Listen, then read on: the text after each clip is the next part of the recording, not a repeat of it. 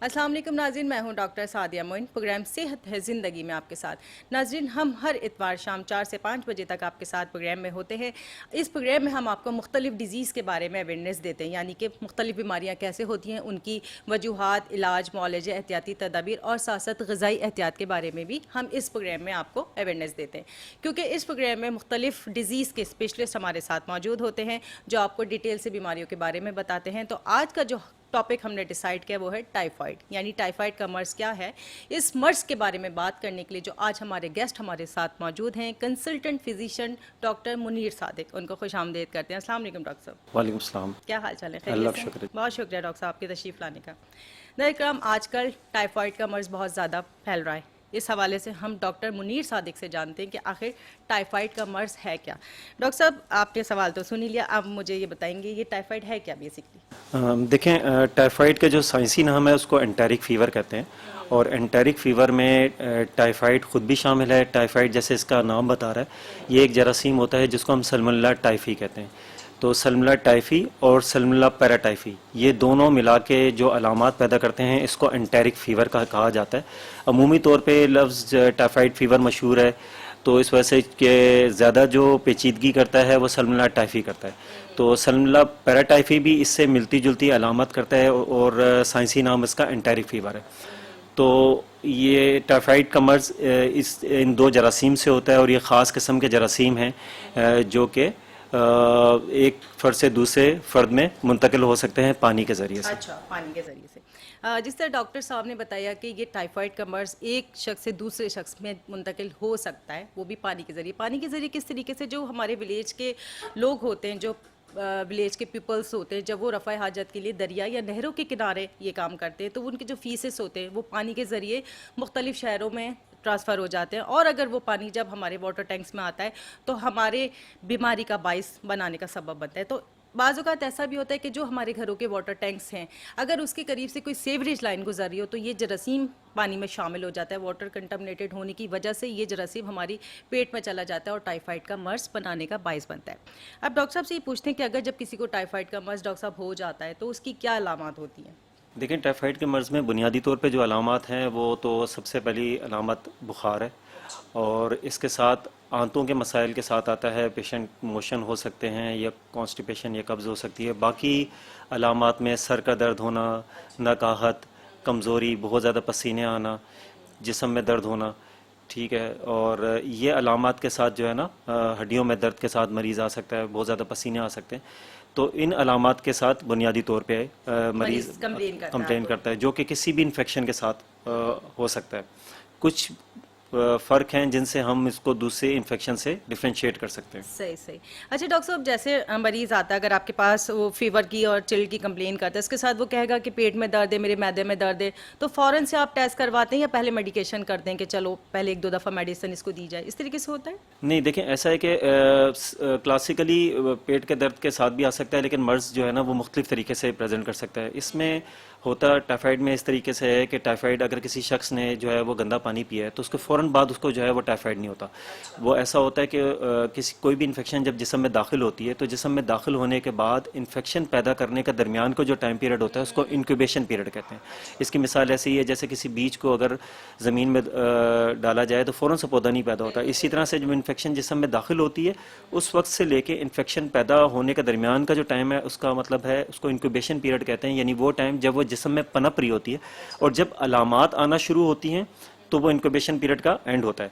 तो तकरीबन 7 से 14 दिन लगते हैं कि अगर कोई शख्स जिसने गंदा पानी पिया है या खुराक ऐसी खाई है जो कि कंटामिनेटेड है तो 7 से 14 दिन के बाद उसको अलामतें आना शुरू होती हैं। और उन अलामात में बुखार का आना, और बुखार इसमें जो बुखार है वो दूसरे इन्फेक्शन से किस तरह से मुख्तलिफ होता है जिससे हमें अंदाज़ा होता है वो इस तरीके से है कि इसमें बुखार शुरू में कम हो सकता है, लेकिन जैसे जैसे दिन गुजरते जाते हैं, पहले दिन, दूसरा दिन, तीसरा दिन, बुखार की शिद्दत में इजाफा होता जाता है, उसकी शिद्दत बढ़ती जाती है।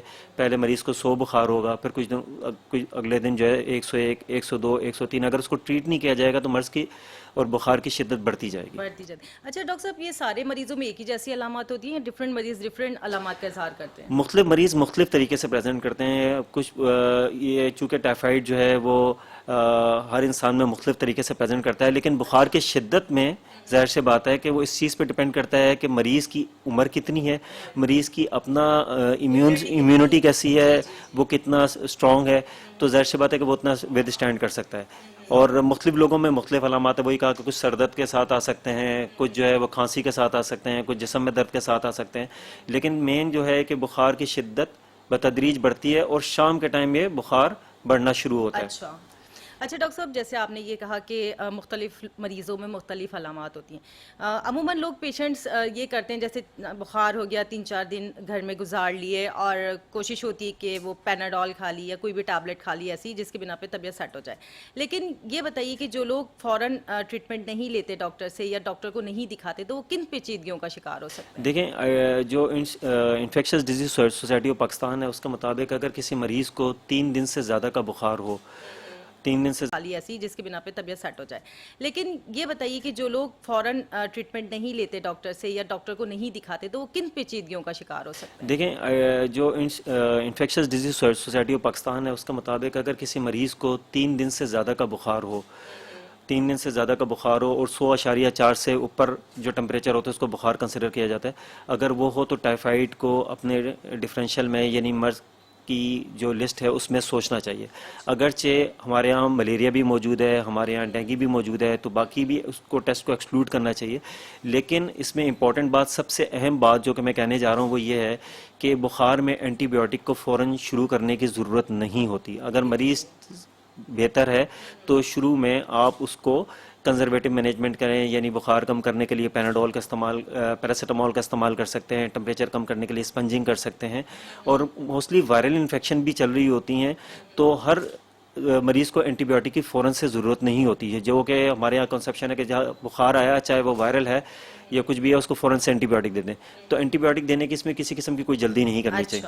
क्योंकि डॉक्टर साहब जैसे आपने कहा एंटीबायोटिक फ़ौरन नहीं देनी चाहिए, बेसिकली इंटेस्टाइनल इन्फेक्शन है, इंटेस्टाइन ऑटोमेटिकली बहुत वीक हो गई हैं, तो इसके लिए पहले आप टेस्ट कौन सा रेकमेंड करते हैं? देखें, टाइफाइड में मसला ये कि अगर टाइफाइड में सस्पिशन है, फिजिशियन या कंसल्टेंट को ये है कि ये टाइफाइड है, तो एंटीबायोटिक शुरू करने से पहले, वायरल इन्फेक्शन में तो कोई एंटीबायोटिक का रोल नहीं है। किसी भी वायरल इन्फेक्शन हो, चाहे वो डेंगू हो या चिकनगुनिया हो या सिंपल सोर थ्रोट हो, उसमें एंटीबायोटिक की ज़रूरत नहीं होती। लेकिन अगर कंसल्टेंट को लग रहा है कि ये टाइफाइड फीवर है, तो टाइफाइड फीवर से पहले इंपॉर्टेंट चीज़, मोस्ट इंपॉर्टेंट चीज़ ये होती है कि ब्लड कल्चर का सैंपल ले लिया जाए और उसके बाद फिर एंटीबायोटिक शुरू की जाए। अच्छा, तो आप ये जो टेस्ट डिफरेंट करवा लेते हैं और उसके बाद इसमें मतलब ये क्लियर आ जाता है एक ही बार में कि जी टाइफाइड हो गया, या फिर ये होता है कि अभी बुखार 3-4 दिन, जिस तरह आपने कहा कि पनपने में टाइम लगता है बीमारी को 7 दिन और 14 दिन, तो क्या दोबारा रिपीट भी कराते हैं आप तक जब तक अगर क्लियर नहीं होता कि टाइफाइड है या नहीं है? देखिए, जो बुनियादी टेस्ट किए जाते हैं उसमें से एक टेस्ट तो बहुत बुनियादी है, वो कंप्लीट ब्लड काउंट यानी CBC का है। और ये एक ऐसा टेस्ट है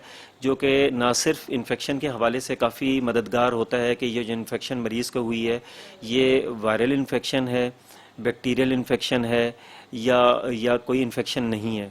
ये टेस्ट ऐसा है कि इसमें जो हमारे जिस्म में खून दौड़ रहा है वो 3 किस्म के खुलिये होते हैं। उसके अंदर एक RBC हैं जो कि सुरखून होते हैं, सुर्ख जरासीम होते हैं जो कि ऑक्सीजन कैरी में मदद करते हैं।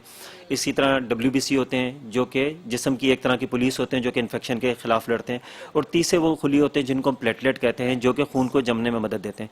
तो ये CBC का टेस्ट बहुत इंपॉर्टेंट इस हवाले से होता है कि ये ना सिर्फ ये बता रहा होता है कि ये इन्फेक्शन वायरल हो सकती है, बैक्टीरियल हो सकती है, बल्कि उस इन्फेक्शन के नतीजे में बाकी जो 2 खुलियाँ हैं यानी खून की कमी तो नहीं हो रही या प्लेटलेट या सफ़ेद खून की कमी तो नहीं हो रही, तो या मर्ज़ जो है ये वायरल या बैक्टीरियल किसी पेचीदगी की तरफ तो नहीं जा रहा। तो ये टेस्ट सबसे पहला टेस्ट होता है जो कि टाइफाइड में करवाया जाता है। और टाइफाइड में अमूमी तौर पे इसमें जो वाइट ब्लड सेल हैं यानी इन्फेक्शन के ख़िलाफ़ लड़ने वाले जो खुली होते हैं जो हमारी जिस्म की पुलिस होती है वो या तो अमूमी तौर पे कम हो जाते हैं और सवियर किस्म के इन्फेक्शन में वो बढ़ भी सकते हैं। तो ये पॉइंट करता है कि ये मोस्ट लाइकली कोई बैक्टीरियल इन्फेक्शन है और वो टाइफाइड का शुबा ज़ाहिर कर सकता है। नज़ीर कराम, हम डॉक्टर मुनीर सादिक से जान रहे हैं कि टाइफाइड क्या है, टाइफाइड का मर्ज, उसकी अलामात है और इसके इलाज।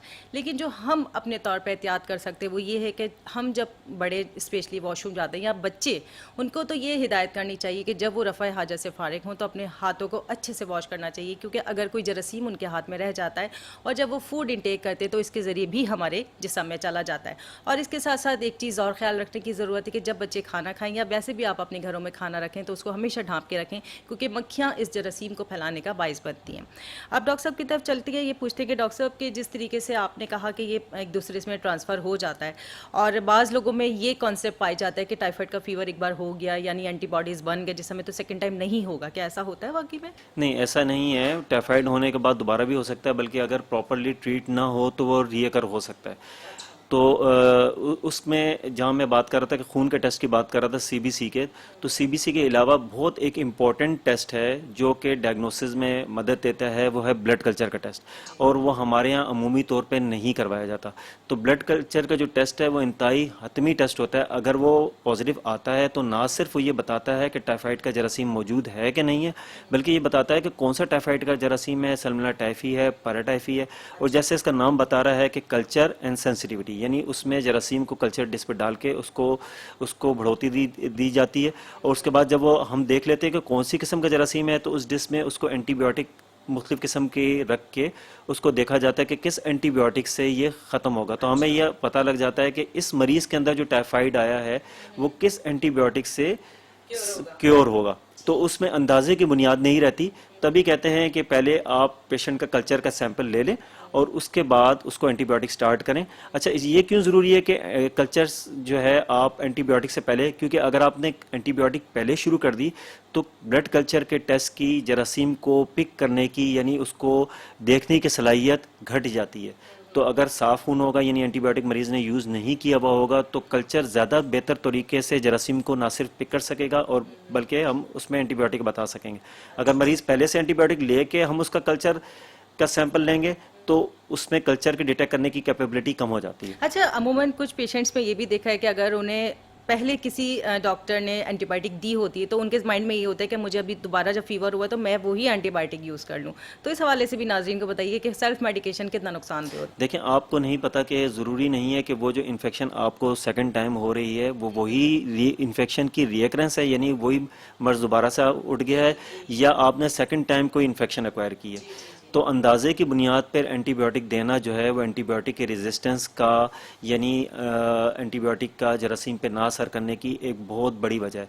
और जैसे जैसे वक्त गुजरता जा रहा है इस वक्त जो प्रॉब्लम इन्फेक्शन को कंट्रोल करने का वो सबसे बड़ा यही फेस करना पड़ रहा है कि जो इर्रेशनल या मिसयूज़ एंटीबायोटिक का हो रहा है उसकी वजह से दिन ब दिन जो जरासीम हैं वह अमूमी एंटीबायोटिक्स उन पर असरअंदाज नहीं हो रही, और फिर अब हमारे पास चॉइसेस दिन ब दिन जो है ना वो लिमिटेड होती जा रही है। अच्छा नाज़रीन कराम, जिस तरह डॉक्टर साहब ने बताया कि देखें सेल्फ मेडिकेशन बाज़ औक़ात बहुत ज़्यादा नुकसानदेह होती है। नॉर्मली तो हमें अपनी नज़र ज़ुकाम बुखार की अद्वियात का पता होता है, लेकिन जब कोई मर्ज सीवियर होने से पहले पहले डॉक्टर को दिखा दिया कीजिए।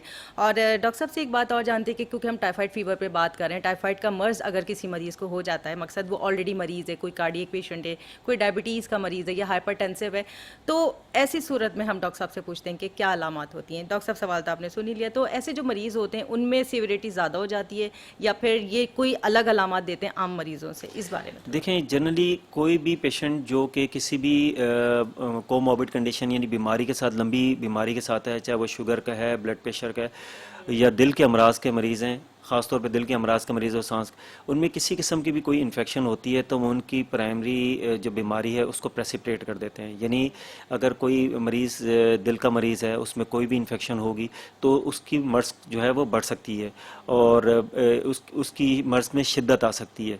ठीक है, तो चूँकि जितने ज़्यादा पेचीदा मसाइल साथ जमा होंगे उसमें कम्प्लिकेशन के चांसेस बढ़ जाते हैं। चांसेस ज़्यादा होंगे। अच्छा डॉक्टर साहब, जिस तरीके से आपने कहा कि पेशेंट्स को एक तो सेल्फ मेडिकेशन नहीं करनी चाहिए, ऊपर से डॉक्टर से फ़ौरन कंसल्ट करना चाहिए, तो कैसी कंडीशन में आप उसको एडवाइस करते हैं कि उसको एडमिट होना चाहिए या घर पे भी ट्रीटमेंट चल जाता है?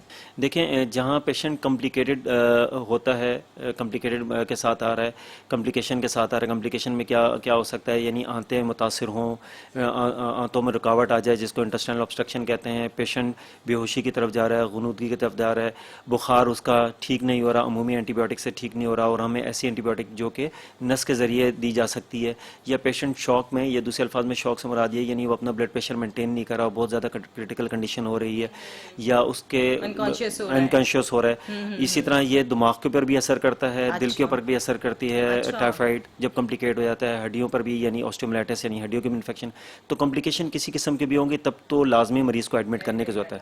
लेकिन जनरली ये है कि आप देख रहे हैं कि पेशेंट जो है वो सिक है और वो अमूमी मेडिकेशन से, ओरल मेडिकेशन से रिस्पॉन्ड नहीं कर रहा, तो फिर आपको पेशेंट को एडमिट करने की ज़रूरत पड़ती है। ठीक है नाज़रीन किराम, हम डॉक्टर मुनीर सादिक से जान रहे हैं टाइफाइड फीवर के बारे में। आपके और हमारे दरमियान एक छोटा सा ब्रेक है, मिलते हैं ब्रेक के बाद।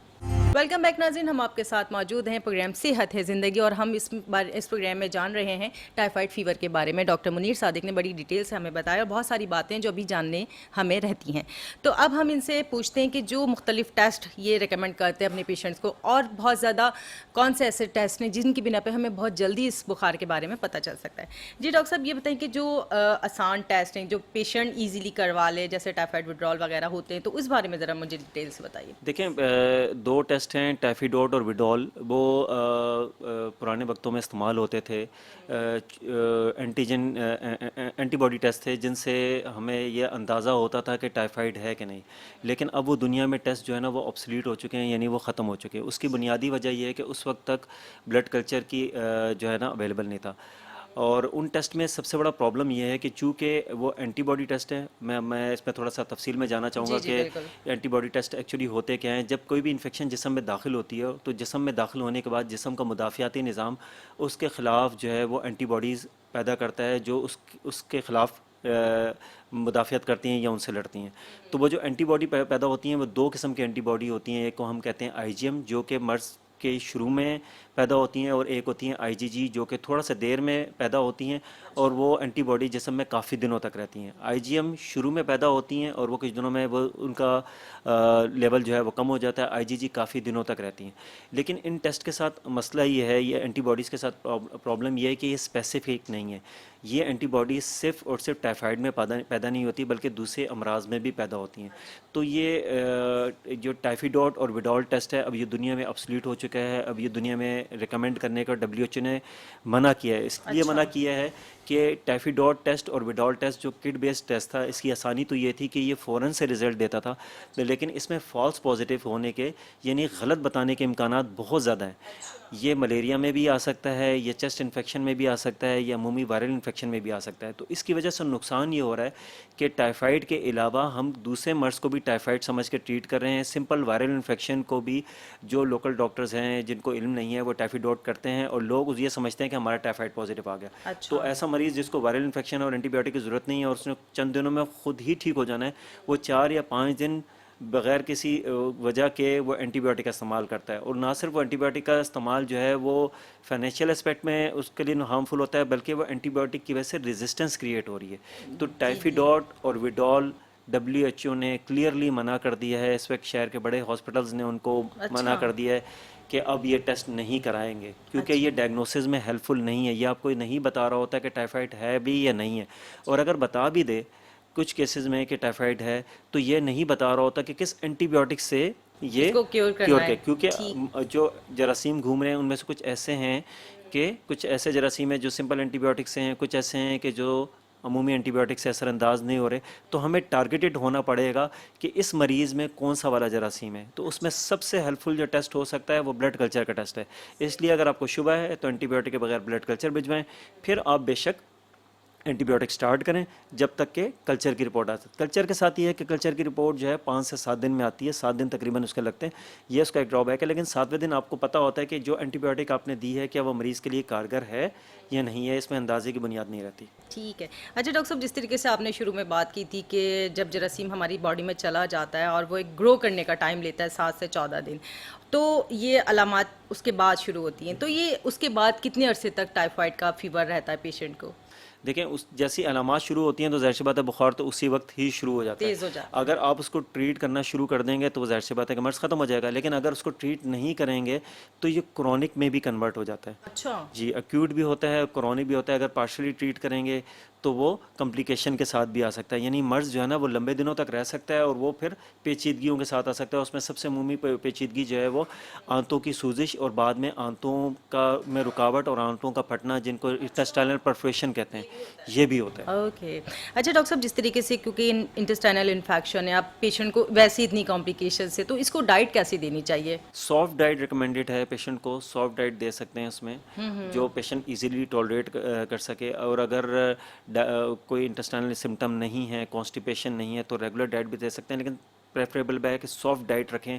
पेशेंट प्लेंटी ऑफ फ्लूइड ले, पानी का इस्तेमाल ज़्यादा करे, रेस्ट करे और और मुनासिब अद्वियात का इस्तेमाल करे, प्रॉपर मालिश को दिखाए, इनसे आप कंट्रोल पा सकते हैं। अच्छा, और जब वो फीवर हो रहा होता है अमूमन, जैसे मुझे एक बात बताएं कि ठंडे पानी की पट्टियां रखने का एक सिस्टम होता है कि 101 या 2 से ऊपर जाए तो आप ये करें।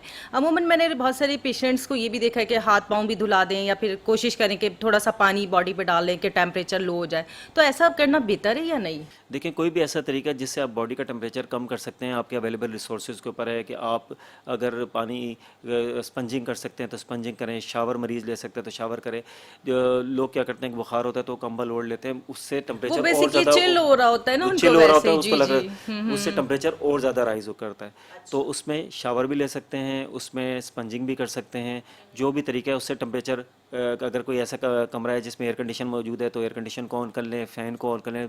बेसिक बुनियादी मकसद ये है कि टेम्परेचर को डाउन करना अपनी body टाइम डाउन करना चाहिए।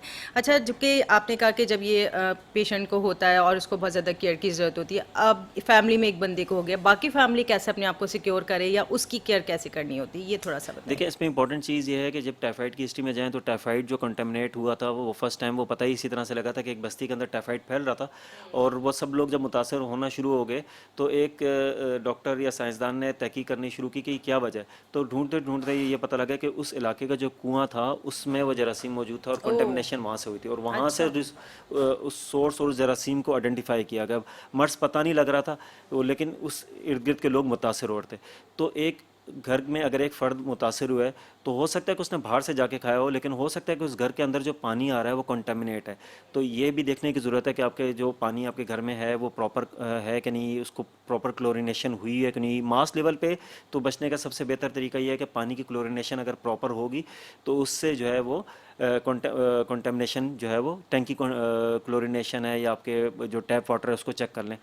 दूसरा ये है कि बाकी लोगों का ख्याल ये करना है कि बाकी घर के लोगों को भी अपने हाथ को अच्छी तरीके से धोना है वाशरूम के आने के बाद, और मरीज़ ने भी ख़ास तौर पे वाशरूम यूज़ करने के बाद हाथों को अच्छी तरीके से धोना है। इसी तरह खाना खाने से पहले धोना हाथों को अच्छी तरीके से धोना है। और फिर एक ख्याल ये करना होता है कि जो घर में एक बंदा मुतासिर होता है तो बाकी लोगों को आप वैक्सीनेट कराते हैं, ताकि इस बात के इम्कान हैं कि उससे ये मर्ज़ फैल सकता है। इस तरीके से कि अगर उसने गंदे हाथों से खाना खाया किसी के साथ खाया या फीको ओरल रूट से वैसी कंटेमिनेशन होगी घर के अंदर, या मक्खियाँ हैं, मक्खियाँ उसको जो भी मैंने शुरू में बात की थी कि वो खाने को जी जी जी। मुतासर कर रही हैं, वो बाकी लोग भी उससे मुतासर हो सकते हैं। तो एक अगर घर में मुतासर हुआ है फ़र्द तो बाकी लोगों को वैक्सीनेट करने की ज़रूरत होती है टाइफाइड से। रिकमेंडेड ये है कि बाकी लोगों को वैक्सीनेट करें आप टाइफाइड से। ठीक है। बचाओ। नाज़रीन, हम जो डॉक्टर साहब ने एहतियाती तदाबीर बताइए, देखिए कोई भी प्रोग्राम करने का मकसद सिर्फ प्रोग्राम करना नहीं होता बल्कि आप लोगों को अवेयरनेस देना है, क्योंकि जब ये प्रोग्राम तरतीब दिए जाते हैं तो इसका मकसद होता है कि हमारी आवाम एक वक्त में बहुत सारा कुछ सीख ले जो उनके लिए भले की बाइस हो। और जिस तरीके से डॉक्टर साहब ने एहतियाती तदाबीर बताई है कि हमें खुद अपने आप को कैसे बचाना है, अगर कोई मरीज़ टाइफाइड का है तो उसकी केयर कैसे करनी है, अपने घर के वाटर टैंक्स को किस तरह क्लीन करना है, अपने फूड का किस तरीके से ख्याल करना है, इन सारी हाइजीन की बातों पर अमल करके हम बहुत सारी बीमारियों से बच सकते हैं। अब डॉक्टर साहब की तरफ ये एक बात इंपॉर्टेंट मेरे जहन में आई, चूँकि इन्होंने वाटर का जिक्र किया, क्योंकि बाज़ लोग डॉक्टर साहब ऐसा होता है कि पानी हर कोई मिनरल वाटर अफोर्ड नहीं कर सकता, लोग अमूमन नॉर्मल टैंक का पानी पीते हैं। तो इसमें हम जरासीम से बचने के लिए क्या हम बॉयल करके वाटर पिए? तो बॉइलिंग पॉइंट भी आपको पता है कि इतना बॉयल करना बार बार पानी आसान नहीं, एक तो गर्मी का सीज़न वैसे, तो हम क्या कर सकते हैं इसके लिए? देखिए, मास लेवल पे तो मैंने जैसे कहा क्लोरिनेशन होती है, लेकिन अगर जैसे गांव देहात हैं क्लोरीन अवेलेबल नहीं होती तो सबसे आसान तरीका तो पानी के उबालने का है। फिल्टर हो प्रॉपर, या तो फिल्टर्ड हो, या आसान तरीका सबसे आसान जो कन्वेंशनल मेथड है जो घर के अंदर है वो उबला हुआ पानी है। एक दफ़ा वो बॉइलिंग टेम्परेचर पे आ जाता है तो जरासीम मर जाता है। और मास लेवल पे ज़ाहिर सी बात है अगर आप करना चाहते हैं घर के टैंक को क्लोरिनेट कर दें, उससे भी हेल्प मिल जाती, उससे भी हो सकती है। या आपका प्रॉपर फिल्टर हो, फिल्टर्ड वाटर हो, उससे भी जरासीम जो है वो ख़त्म हो जाता है। अच्छा डॉक्टर साहब, जब फिल्टर की अगर आपने बात की तो फिल्ट्रेशन के लिए एक प्रॉपर प्रोसेस होता है, तो उसमें जो उनके सामान उस पर लगाया जाता है या उसकी क्लोरिनेशन की जाती है, उसका भी एक टाइम पीरियड होता है, तो हमें किस तरीके से उससे क्योर कर सकते हैं, मतलब किस तरीके से हम पानी यूज़ करें कि वो जरासीम मर जाए उसमें? देखिए, फ़िल्टर्ड में अगर प्रॉपर फ़िल्टर किसी अच्छी कंपनी का आपने यूज़ किया, सिरेमिक फ़िल्टर्स होते हैं, और तो उसके ज़रिए जब पानी जाता है तो रिवर्स ऑस्मोसिस के थ्रू जो पानी जा रहा होता है, या आपने देखा होगा बोरिंग से पानी ले लिया जाता है और उसको जो है फ़िल्टर किया जाता है रिवर्स ऑस्मोसिस के थ्रू, तो उसमें जो है जब फ़िल्टर होके पानी गुजरता है तो जरासीम जो है ना फ़िल्टर में रुक जाते हैं और पानी जो है वो बगैर जरासीम के होता है। तो प्रॉपर अगर फिल्ट्रेशन हुई है किसी उस पे, और फिल्टर को टाइम टू टाइम अगर आपने चेंज किया, ये नहीं जी कि जी फिल्टर जी, लगा रहा फिल्टर है, लगा रहता है फिल्टर की बहुत भी सारे अपनी अरसे लाइफ तक। है, उसके बाद जो है फिल्टर की वो एफिकेसी काम नहीं करने रहती, की वो खत्म हो जाती है स्लाइड। ठीक है ठीक है। नाज़रीन हम देखिए डॉक्टर साहब ने जो तरीका बताया कि जो देखिए मिनरल वाटर हर कोई अफोर्ड नहीं कर सकता, नॉर्मली लोग टैप वाटर यूज़ करते हैं पानी पीने के लिए भी, तो कोशिश क्या कीजिए कि जितनी आपके लिए आसानी हो वैसा कर लिया कीजिए, क्योंकि पानी को बॉयल करके पीने में आपका खुद का भला है। और इसके साथ डॉक्टर साहब से एक बात और ज़रूर जानते हैं कि डॉक्टर साहब जैसे आजकल का सीज़न है गर्मी का, अब ये टाइफाइड का मर्ज किसी खास सीज़न में फैलता है या किसी भी सीज़न में हो सकता है ये मर्ज? देखें, मानसून के सीज़न में सबसे ज़्यादा ये होता है। मानसून के सीज़न में कंटेमिनेशन के भी ज़्यादा चांसेस होते हैं, मक्खियाँ भी पैदा होती हैं, बाकी तो टाइफाइड जो है वो पूरे साल हो सकता है। गर्मी के सीज़न में अमूमी तौर पे वैसे ही इन्फेक्शन ज़्यादा होती हैं। फिर लोग चूँकि बाहर गर्मी है पानी का इस्तेमाल करते हैं, और सबसे बुनियादी चीज़ ये है कि अगर आप ऑफिस वर्कर हैं या वैसे आपको लगता है कि आप घर से बाहर आपको जो है वो पानी नहीं मिल सकता साफ़, तो पानी मैं खुद पर्सनली ये करता हूँ कि मैं पानी साथ में कैरी करता हूँ, एक बोतल साथ लेके जाता हूँ, क्योंकि बाहर जो रेडियो पे या जगह जगह पर पानी मिल रहा है आपको नहीं पता उसने जो है वो फ़िल्टर का, मैं नहीं समझता कि फ़िल्टर का पानी यूज़ हो, तो उसमें जो बर्फ़ भी इस्तेमाल हो रही है, जो पानी भी इस्तेमाल हो रहा है, जो सफाई का मेयार है वो भी सबको पता है। तो ये एक बहुत बड़ी वजह है कि हमारे यहाँ इसका अभी तक वो रुझान नहीं है कि जो कमर्शियल एरियाज़ हैं और बाकी आम आवाम है उसके लिए सफाई का मेयार को मेंटेन किया जाए, क्योंकि पानी आप देख रहे होते हैं कि जो गन्ने का जूस निकल रहा है या जो शरबत साथ बना में रहे हैं, मक्खियों का जूस भी निकल रहा हाँ, होता है। तो वो गंदगी बहुत ज़्यादा होती है। बिल्कुल तो बिल्कुल। बाहर खाने पीने से टाइफाइड के चांसेस बहुत ज़्यादा हो जाते हैं बहुत ज़्यादा बनिस्बत होता है घर के। घर घर के। में फिर भी सफाई का मेयार होता है, अगर पानी कंटेमिनेट होगा तो वो उबाल लेंगे, लेकिन मास लेवल पे कोई भी आपको उबला हुआ पानी या फिल्टर पानी नहीं देगा। बिल्कुल ऐसी असल में डॉक्टर साहब जहाँ तक आपने गन्ने के जूस की बात की, बेसिकली ये लोग एजुकेटेड तो होते नहीं है, इनको ये आइडिया तो होता नहीं है कि जो हम काम करें उन्हें सिर्फ अपने काम करने से मतलब होता है, कि वो बिल्कुल भी हाइजीन का ख्याल नहीं रखते। क्योंकि मैंने खुद भी बहुत दफ़ा देखा है गुजरते में, जैसे गन्ने का जब रस निकाल रहे होते हैं तो वो मक्खियों का जम जैसे कि ना हुजूम लगा हुआ होता है, तो इस चीज़ के लिए भी हमें एहतियात करने की बहुत ज़रूरत है। और नाज़रीन बात ये कि जब भी कोई भी बाहर, क्योंकि हम लोग खाते हैं अमूमन खाना या कोई जूसेस वगैरह पीते हैं, तो कोशिश किया कीजिए किसी ऐसी जगह से आप खाना खाएं जहां आपको ये इत्मीनान हो जाए कि जो हाइजीन का ख्याल रखा जाता है। क्योंकि डॉक्टर साहब से आज हम बात कर रहे हैं टाइफाइड फीवर के बारे में। टाइफाइड फीवर एक ऐसा फीवर है जब किसी को हो जाता है तो उसको बहुत तकलीफ होती है, पेट में दर्द होता है, उसको बुखार होता है, इसके साथ साथ वॉमिटिंग भी हो सकती है, सर्दी भी ज़रूर लगती है उसको, और इसके साथ मरीज़ बहुत ज़्यादा वीक हो जाता है, उसकी इम्यूनिटी पावर बहुत कम हो जाती है। अब चूँकि डॉक्टर साहब से हमने ये जाना था कि क्योंकि उसको ग़िज़ा के बारे में हमने बात की थी कि कैसी ग़िज़ा देनी चाहिए, तो अब डॉक्टर साहब से एक बात और जानते हैं साथ में कि डॉक्टर साहब आपने ये कहा कि ग़िज़ाएँ सॉफ्ट डाइट देनी चाहिए, तो वो कितने अरसे बाद रेगुलर डाइट पे आ सकता है पेशेंट के? उसकी कंडीशन आपको मतलब कंसल्ट करता रहे डॉक्टर से, या फिर खुद ही आप बता देते कि जी इतने दिनों बाद आपने अपनी रेगुलर डाइट पे आ जाना है? देखें, इसमें कोई फिक्स नहीं है, पेशेंट अगर टॉलरेट कर सकता है तो वो रेगुलर डाइट भी ले सकता है, लेकिन अर्ली फेज़ में जो है वो स्पेसिफिकली जब पेशेंट सिक है, फीवर है, अगर वो abdominal पेन या स्पेसिफिकली अगर वो कॉन्स्टिपेशन या इंटेस्टाइनल ऑब्स्ट्रक्शन से पहले पहले जो उसको कॉन्स्टिपेशन अगर हो रही है तो लिक्विड डाइट और सॉफ्ट डाइट प्रेफरेबली रखे, वरना कोई इस पर फिक्स नहीं है। अगर पेशेंट स्टेबल है तो रेगुलर डाइट भी यूज़ कर सकते हैं। रेगुलर डाइट भी यूज़ कीजिए। ठीक है नाज़रीन, हम बात किया कि डॉक्टर साहब ने जितनी एहतियाती तदाबीर बताई हैं इस पर ज़रूर सब अमल कीजिएगा। आपके और हमारे दरमियान एक छोटा सा ब्रेक है, मिलते हैं ब्रेक के बाद। वेलकम बैक नाज़रीन, हम आपके साथ मौजूद हैं प्रोग्राम सेहत है ज़िंदगी में, और आज का जो टॉपिक है टाइफाइड का, इस बारे में डॉक्टर मुनीर सादिक ने काफ़ी डिटेल से बताया। लेकिन एक दो बातें और मेरे जहन में आपके लिए ज़रूर पूछना चाहूँगी कि डॉक्टर साहब जो आपने टाइफाइड के बारे में हमें बताया, तो क्रॉनिक जो हो जाता है वो थोड़ा सा बताइए, और इसकी शिद्दत अगर इख्तियार कर ले तो वो उसके बारे में। देखें, टाइफाइड का अब जो क्लासिफिकेशन कल्चर की बुनियाद पे थी कि मैंने जैसे पहले कहा कि टाइफाइड का मर्ज़ एक मरीज़ में एक तरह का नहीं हो सकता, वो एंटीबायोटिक के रेजिस्टेंस के लिहाज से इसको क्लासिफाई कर दिया फर्दर। तो पहले जो टाइफाइड था वो नॉन रेजिस्टेंट टाइफाइड था। नॉन रेजिस्टेंट टाइफाइड से मुराद ये है कि वो पहले जो एंटीबायोटिक यूज़ होती थी, जिस तरह के सेप्ट्रॉन यूज़ होती थी या एम्पिसिलिन यूज़ होती थी, अमूमी एंटीबायोटिक्स थे, उनसे जरासीम जो ख़त्म हो जाता था, उसको कहते थे नॉन रेजिस्टेंट टाइफाइड। अभी तो तकरीबन वो ना होने के बराबर है, क्योंकि एंटीबायोटिक बहुत ज़्यादा मिस यूज़ हो रही है। उसके बाद फिर उसके बाद है multi drug resistant typhoid. Multi drug resistant typhoid से मुराद ये है कि जो पहले एंटीबायोटिक यूज़ होती थी वो रेजिस्टेंट हो चुकी है, यानी वो काम नहीं करती। उसके बाद नई किस्म की एंटीबायोटिक जो कि जैसे सिफिक्जीम है, जो बच्चों में सिरप फॉर्म में भी आती है और टैबलेट भी है, वो यूज़ होगी। फिर इंजेक्टेबल्स पेंसिलिन इंजेक्शन यूज़ होना शुरू हो गए, उनसे सेंसिटिव थे, लेकिन पुरानी वाली जो सेप्ट्रॉन एंटीबायोटिक हैं वो इस्तेमाल नहीं होती थी। अब जो प्रॉब्लम आ रही है कि इन एंटीबायोटिक का भी मिस यूज़ बहुत यूज़ हो रहा है। सिप्रोफ्लॉक्सासिन होगी या सिफिक्जीम होगी, तो ये आम एंटीबायोटिक अमूमी इन्फेक्शन में, वायरल इन्फेक्शन में यूज़ होने की वजह से, रेजिस्टेंस होने की वजह से अब इससे भी रेजिस्टेंस हो गई है। अब जो टाइफाइड आ रहा है जिसको हम कहते हैं XDR टाइफाइड, तो कुछ मरीज़ इस तरह के भी आने शुरू हो चुके हैं गुज़िश्ता कुछ सालों में, और ये पाकिस्तान में केस रिपोर्ट हुए हैं मिस यूज़ ऑफ एंटीबायोटिक की वजह से। जो तमाम एंटीबायोटिक से तकरीबन रेजिस्टेंस हैं स्वाय चंद एक के, उसमें सिर्फ और एक अजिथ्रोमाइसिन एक एंटीबायोटिक है ओरल के अंदर, और आईवी के अंदर एक एंटीबायोटिक कार्बेपेनम ग्रुप है जो कि बहुत महंगी एंटीबायोटिक है, जो कि नस के ज़रिए से लगती है।